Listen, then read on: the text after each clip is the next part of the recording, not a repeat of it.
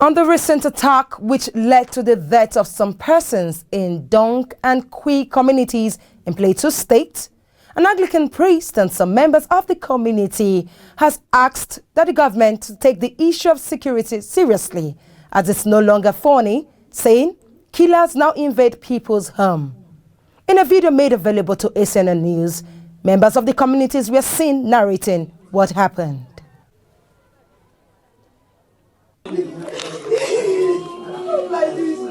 And she was carrying a 5-year-old girl. We know the processes that are supposed to be done when there is a crime scene. When there is a crime scene, how come the shells that were used to kill innocent people were cleared away? The young girl that hid in the ceiling for her life said that the second set of military people that came packed them away. How does that help investigation? This woman was killed right in her bedroom, right in the house. She's my church member, she's my parishioner. And at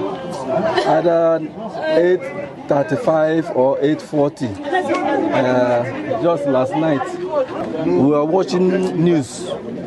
So behind here, we heard a ta-ta-ta.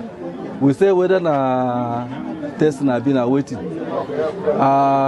Before we could stand up, we still sound ta-ta-ta-ta-ta. So off light, wipe off the TV, and we had legs passing.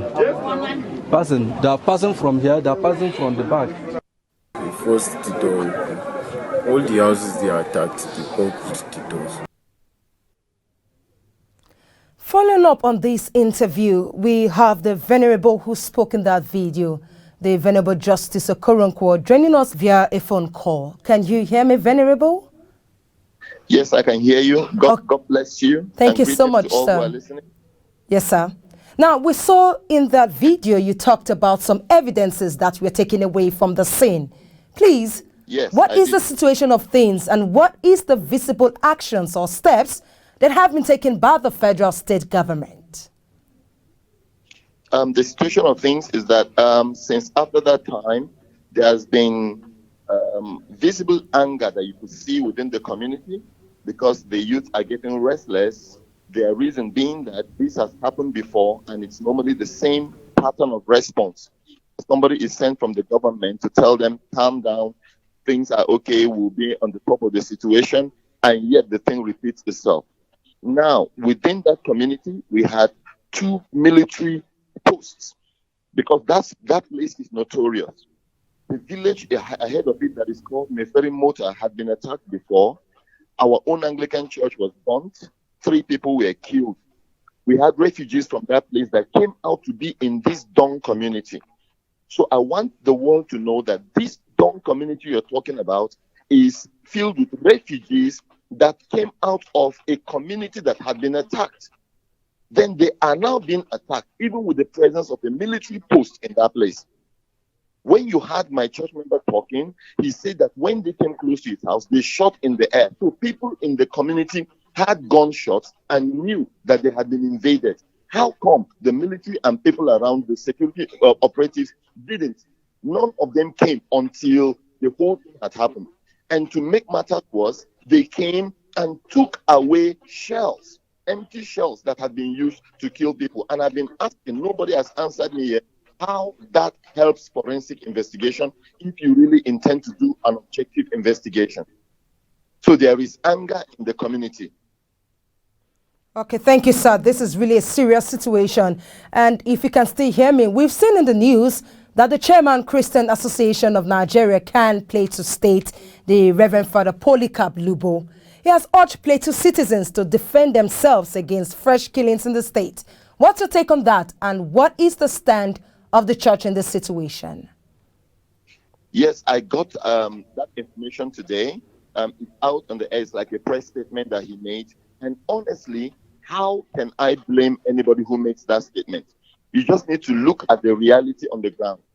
That you look at the security operators, you look at the structures they have, they either appear to be overstretched or they appear to be compromised. There is just, it has to be one of those two.